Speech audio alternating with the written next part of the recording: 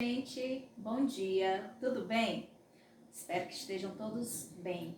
Então, nós vamos dar início a uma revisão para concluir, para finalizar todo o nosso estudo a respeito de advérbio e preposição. Então, eu preparei algumas questões para a gente poder analisar. Vamos lá?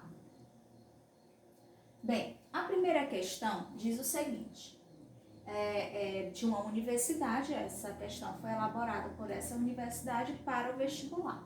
Na frase, as negociações estariam meio abertas só depois de meio período de trabalho. As palavras destacadas são, respectivamente, adjetivo e adjetivo, advérbio ou advérbio, letra C, advérbio ou adjetivo, D, numeral e adjetivo, letra E, numeral, advérbio. Então, aí você vai analisar meio e depois. Vai ser o quê? Então, analisando essas duas palavrinhas nesse contexto aí, prestem atenção, que eu sempre informei para vocês que é necessário a gente analisar o contexto, certo? Então, analisando o contexto, nós temos meio no sentido de mais ou menos, porque as negociações estariam mais ou menos abertas só depois. Esse depois aí indica o quê? Tempo. Então, professora, quer dizer que aí eu tenho dois advérbios? Dois advérbios. Advérbio meio e advérbio depois. Ok? Muito bem. Questão número 2.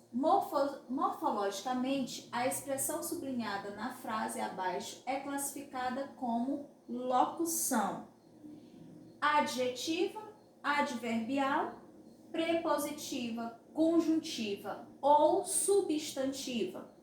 Então, qual é a expressão, professor? Estava à toa na vida. Estava à toa. À toa é a expressão. Essa expressãozinha vai ser uma locução. Por que locução? Porque é a junção de duas palavras com um único sentido. Nesse caso aí, o sentido é o quê? Advérbio. Se é um sentido de advérbio, nós temos o quê? Uma locução adverbial. Muito bem. Prosseguindo, nós temos, analisando a função dessa palavrinha dentro desse contexto, certo? A à toa na vida está alterando o sentido do verbo. Se está alterando o sentido do verbo, então aí nós temos uma locução adverbial. À toa é uma locução adverbial de modo, que significa sem objetivo, não tem sem proveito, certo? Então a pessoa estava à toa. Isso aí é o modo que a pessoa estava. Então é uma locução adverbial. Ok. Questão número 3. Ao estabelecer familiaridade com as orações em evidência, substitua as expressões em destaque por advérbios que retratam circunstância de modo. Prestem atenção, circunstância de modo geralmente termina em mente. Professora, já estou começando a me lembrar que a substituição aí tem que ser por um advérbio que vai terminar em mente. Muito bem. Então, vamos lá. Vamos ver como vai ficar agora. Pode passar.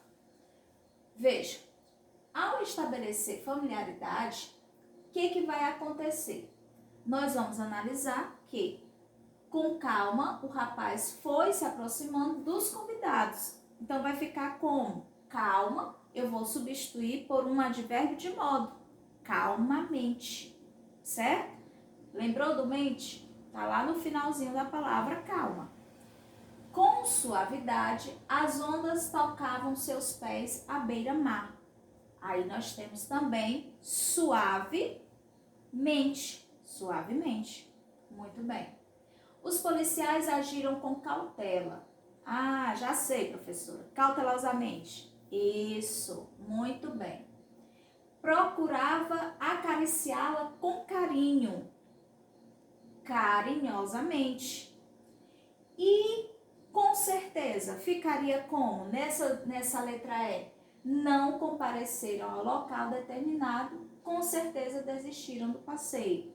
Certamente ou propositalmente. Pode ser substituído tanto por um como por outro, ok? Muito bem, pode passar, produção. Questão número 4. Na questão número 4 tem: analise os advérbios em destaque, classificando-os de acordo com a circunstância que a eles se refere. Agora, nesse caso aí, você não vai substituir. Você vai classificar o advérbio que já está aí grifado. Tudo bem? Vamos lá. Passa aí, produção. Veja, nós temos o advérbio hoje. O advérbio hoje tem o sentido de tempo. Então, é um advérbio de tempo. Não me incomodo com sua impaciência. Esse aí tá fácil. É um advérbio de negação. Eu até coloquei o não aí. Não é não aí. Aí é negação, certo? Então, é um advérbio de negação. Desculpa aí o erro, galera. Então, letra C. Talvez eu compareça ao seu aniversário. Talvez. Indica? Muito bem. Dúvida. Estamos muito contentes com sua aprovação. Então, aí, o muito indica o quê? Intensidade. Muito bem. Alegremente. Ah, professora, termina em mente. Se termina em mente, eu já sei. É o quê? Advérbio de modo. Muito bem, você já está captando tudo direitinho. Vamos passar a produção? Questão número 5. Em todas as alternativas, há 2 advérbios, exceto em... Então, vamos ver qual é a que não tem 2 advérbios, ok? Passando aí, produção. Veja, eu até circulei, certo? Para ficar mais fácil de você identificar. Circulei aí os advérbios. Nessas alternativas que estão circulados os advérbios, somente a letra A que não tem 2 advérbios. Por isso, você vai marcar aí a letra A. Tudo bem? Ótimo. Pode passar, produção. Atente-se para os fragmentos poéticos, identificando a classe gramatical referente à palavra que se junta às preposições em destaque. Agora nós já vamos para preposições. Trabalhamos até o slide anterior com advérbio. Agora nós vamos para a preposição. Passando. Vou agora ler o fragmento. Estou numa esquina de Copacabana, são 2 horas da madrugada. Esse fragmento é de Fernando Sabino. Nesse fragmento você tem uma preposição. Essa preposição é em, mas a preposição que é um artigo, uma. Tem a preposição em, mais o artigo uma, que forma numa. Teu corpo moreno é da cor da praia. Esse é do poeta Manuel Bandeira. Nós temos a junção aí da preposição de mais a preposição a. Quando há a junção de preposição com o artigo, tem sempre uma perda. Quando há uma perda, nós temos uma preposição por contração, certo? Estão lembrados? Ótimo. Letra C. Todo mundo sabia da existência desses trens que estavam sendo ocultados. Bernardo Ellis. Nesse caso aí, nós temos a preposição de mais o pronome demonstrativo esse, que forma desse. Ok? Pode passar a produção? Questão número 7. A folha de um livro retoma, como sob o vento, a árvore que o doa. E nada finge vento em folha de árvore. Agora nós vamos analisar, dentro desse contexto aí, as preposições de, sob e em. Passando aí, produção, para a gente poder analisar agora cada alternativa. Aí você vai dizer qual é o sentido que essas classificações têm. Vejam só. Tem a classificação de especificação. Agente, nós temos um agente causador aí que é o sob. Sob é o agente causador. E o em, que é no sentido de lugar, que indica o lugar, certo? Se você ainda tem dúvida com relação a isso aí, volta lá o slide que eu passei na quarta-feira, que lá tem explicando a circunstância das preposições, ok? Muito bem, passando.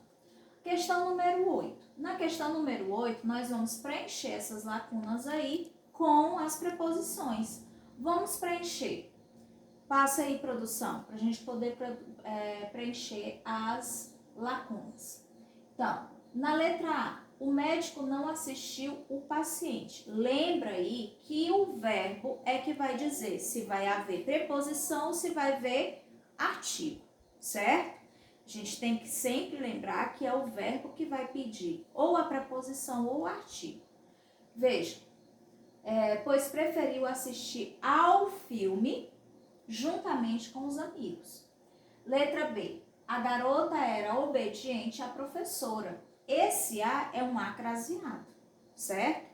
Porque quem obedece, obedece a alguém. Então, precisa da preposição a. Razão pela qual foi promovida a representante de classe. Letra C, depois de ter proferido as palavras, demonstrou-se alheio à atitude que tomara. Novamente, nós temos um artigo e nós temos uma preposição, que aí está craseada. Letra D. Falar ao telefone quando estamos no trânsito é infração prevista na lei. Então, aqui nós temos duas preposições. Ao, quem fala a alguém. E estamos aonde? Quem está em algum lugar. Então, nós temos também outra preposição, ok? Letra E. Eu me aproximei. Quem se aproxima de. Se existe preposição, então aqui a preposição. Precisava ter afinidade. Quem tem afinidade com alguém. Então, com todas as pessoas com as quais eu convivia. Tudo bem? Ótimo. Vamos continuar. Então, olha só, finalizando a nossa aula de hoje, certo? Caso você tenha alguma dúvida, vai lá no fórum, tire a sua dúvida. Se ainda ficou dúvida com relação ao uso do fórum, me procura no PV. Se está com vergonha de mandar essa mensagem lá no fórum, manda no meu privado, tá bom? Fico aguardando vocês. Somos partes da mudança. Fique em casa.